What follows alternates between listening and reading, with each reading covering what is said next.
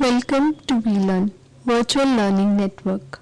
This is session number 2, Economic Environment and Overview. The topics which are covered in this session are Introduction, Mixed Economy of India, Economic Planning, Basic Elements of the strategies followed during 1956 to 1990, and Contemporary Economic Resources. First comes to the introduction. Economic environment of the business refers to the broad characteristics of the economic system in which the business firms operate. Economic planning is supposed to give the direction to the change in economic environment. आपका economic environment basically कहाँ क्या होता है, जहाँ ऐसा system जहाँ आपका business operate करता है. और इकोनॉमिक प्लानिंग किस लिए ज़रूरी होती है, क्योंकि ये एक डायरेक्शन देती है कि हमारी इकोनॉमिक एनवायरनमेंट में क्या क्या चेंजेस हो रहे हैं. Next is mixed economy in India. Mixed economy in India is generally referred to the economy in which men and women have equal rights to attain or to have the adequate means of their livelihood.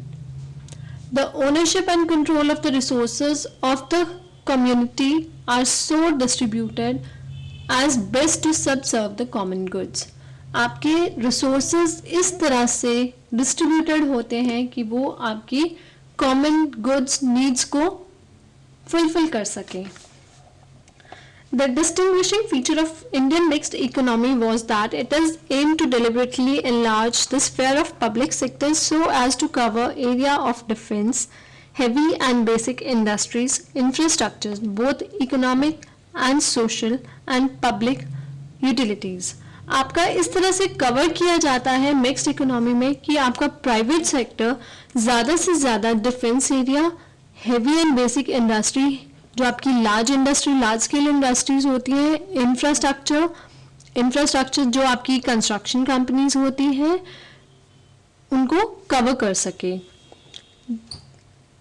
The economy the primary role was given to the public sector.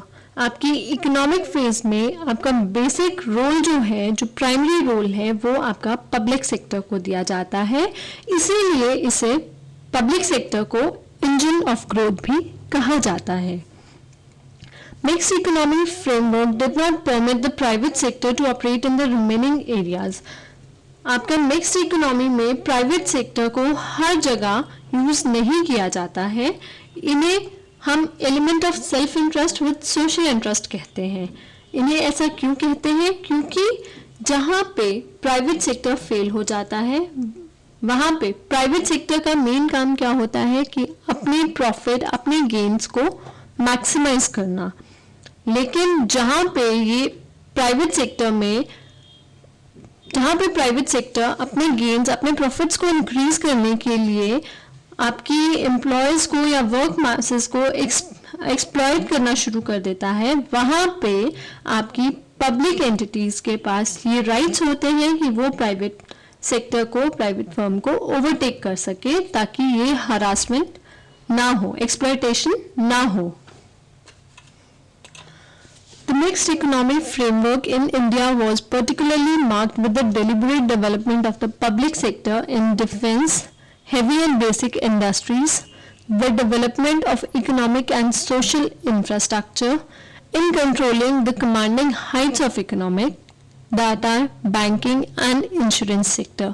ये आपकी mixed economy cover करती है. एक defence sector, heavy and basic industries means आपकी large scale industries, development of economic and social infrastructure जो companies आपकी economic और social infrastructure को डेवलप करती हैं, या आपका बैंकिंग सेक्टर और insurance sector.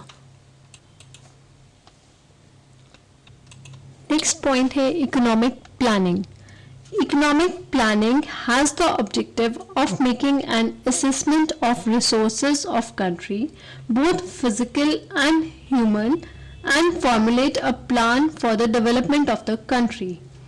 Long term goals of planning, आपकी प्लानिंग के लॉन्ग टर्म गोल्स क्या होते हैं और बेसिकली ये किस लिए यूज होता है। आपकी इकोनॉमिक पॉलिसीज यूज होती हैं, आपकी कंट्री में क्या क्या रिसोर्सेज अवेलेबल हैं, वेदर वो फिजिकल हो ह्यूमन हो, आपके पास किस टाइप के कितने रिसोर्सेज अवेलेबल हैं और उनको किस तरह से एक प्लान के थ्रू हम उनको यूज करें ताकि हमारी कंट्री की ओवरऑल डेवलपमेंट हो सके।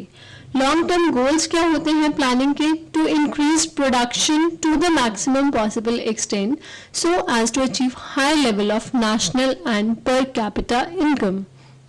आपकी प्रोडक्शन को इंक्रीज करना, उसको मैक्सिमाइज करना ताकि हमारे नेशनल लेवल पे और पर कैपिटा इनकम हमारी इंक्रीज हो सके। टू अचीव फुल एम्प्लॉयमेंट, आपकी हर किसी को एम्प्लॉयमेंट मिल सके, रोजगार मिल सके। To promote industrialisation of the country with special emphasis on the growth of heavy and basic industries so as to achieve self reliance. आपकी इंडस्ट्रियलाइजेशन को प्रमोट करना ताकि आपकी जो हेवी एंड बेसिक इंडस्ट्रीज हैं उनकी ग्रोथ हो सके। To reduce inequality of income and wealth, आपकी जो मेल और फीमेल में इनइक्वालिटी है इनकम को लेके, उनकी डेवलपमेंट को लेके, उसको कम करना। To establish a socialist pattern of society based on inequality and social justice and absence of exploitation. आपका एक सोशल पैटर्न एस्टैब्लिश करना जो कि आपको equal laws, equal justice provide करे और exploitation. Next topic is basic elements of the strategies followed during 1956 till 1994. So the main features of these strategies are: number one, the strategy emphasized on rapid development of heavy industries so as to build an industrial base of the economy. Heavy industries को develop करने के लिए ज़्यादा emphasis, ज़्यादा strategies बनाई गई ताकि आपका एक इकोनॉमिक इंडस्ट्रियल बेस रेडी हो सके जहाँ से हमारी डेवलपमेंट स्टार्ट हो सके। Next are the roles of public and private sector. The government conceived to be the public sector as the engine of the growth of heavy industry infrastructural facilities. आपको जैसे पहले बताया कि पब्लिक सेक्टर को हम engine of growth कहते हैं। क्यों? क्योंकि ये हमें एक इकोनॉमिक इंडस्ट्रियल बेस प्रोवाइड करती है जहां से हमारी प्राइवेट सेक्टर्स भी फ्लरिश करते हैं, डेवलप होते हैं। नेक्स्ट हमारे आते हैं रोल ऑफ फॉरेन एड्स। आपको फॉरेन एड्स क्या क्या मिलती हैं? The strategy admitted the use of foreign aid to facilitate the growth of capital goods and infrastructure sector, but emphasize the fact that major burden of development shall have to be borne by domestic saving.